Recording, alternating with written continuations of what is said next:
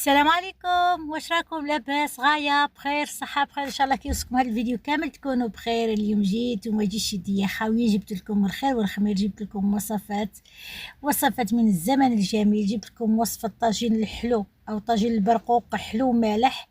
الوصفة لا يعلى عليها. شوفوا يجيكم ضياف اختي عزاز ديروا لهم الوصفة هذه.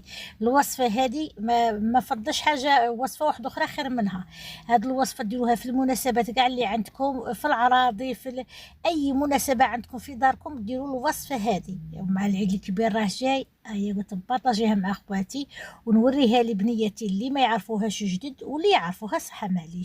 الملح، كركم، سكنجبير، نجمة الأرض، شوية تاع كبابة وشوية تاع الهيل ونجمة الأرض كما يقولوا لها، وعود تاع قرفة. الحوايج هادو اللي راكم تشوفوا فيهم ضروري للطاجين المحمر.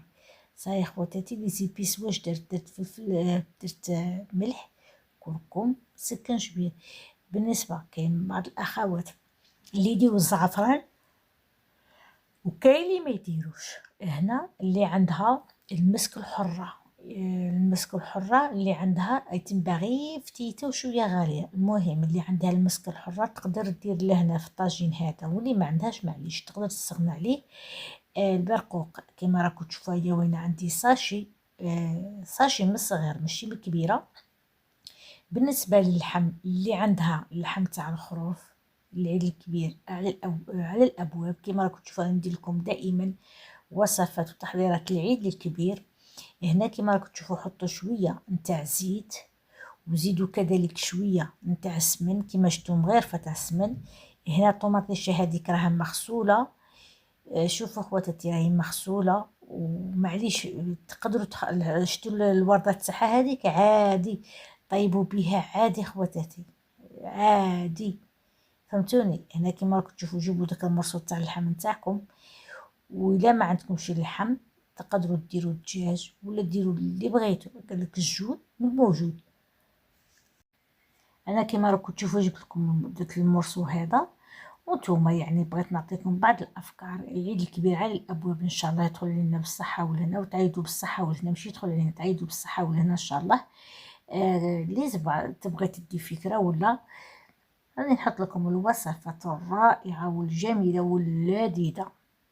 هنا كما راكم تشوفوا انا هنا غادي ندير لكم الطريقه تاع العراس، يعني تبغي ديري كونتيتي صغيره ولا كونتيتي كبيره غير الدوبلي هذا مكان.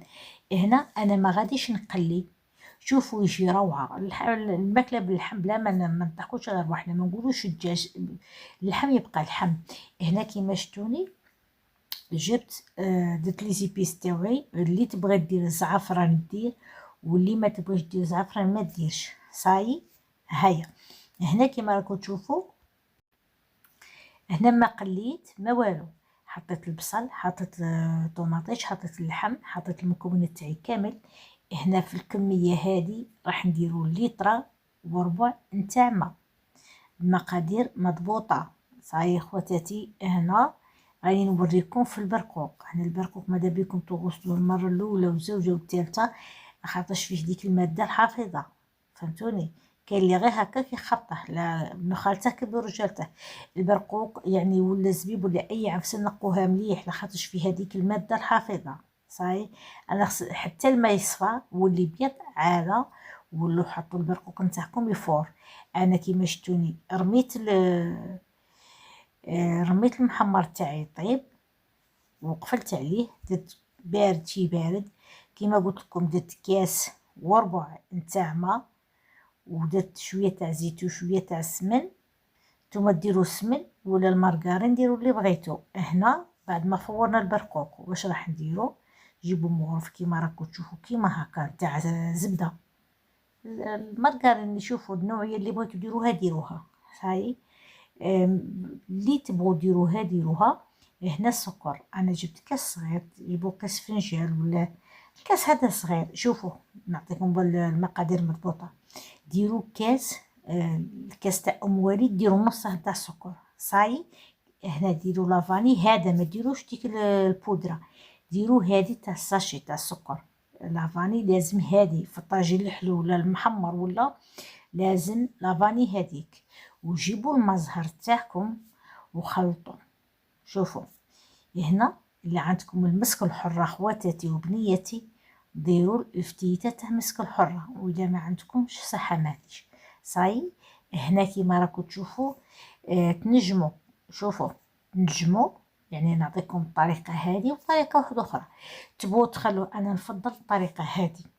نتوما انا جبت لكم الطريقه تاع العراس 100%.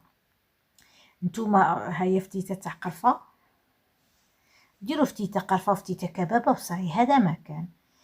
كيما قلت لكم اللي تبغي الكبابه الاولى والقرفه اللي تبغي، تجيب شويه تاع المرقه تاع اللي طاف فيها المحمر وديرها تغلي واحد ل5 دقائق. ديري المكونات هادو نتاعك حطيهم في كاسرونه وحطي عليهم قيس فنجان، كاس هكا ولا فنجان نتاع المحمر، نتاع المرقه تاع المحمر، وديريها تغلي واحد ل5 دقائق صاي.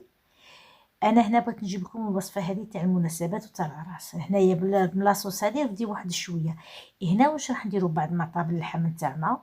راح ندخله للكوشي يتحمر، حمروه في الفور صاي خواتاتي. طريقه سهله وواضحه، وان شاء الله تكونوا فهمتوا عليا، وان شاء الله تجربوا الوصفات اللي راني مبارطاجيها معاكم. راني نجيب لكم دائما الوصفات تاع العيد الكبير خياتي وبنياتي، وان شاء الله الوصفات هذو يعجبوكم. والطريقه تاع المحمر هذا طريقه زمان تاع اماتنا وجداتنا، قالك جدي تحبوه القديم لا تفرط فيه، وراني كل مره نبارطاجي معكم وصفه.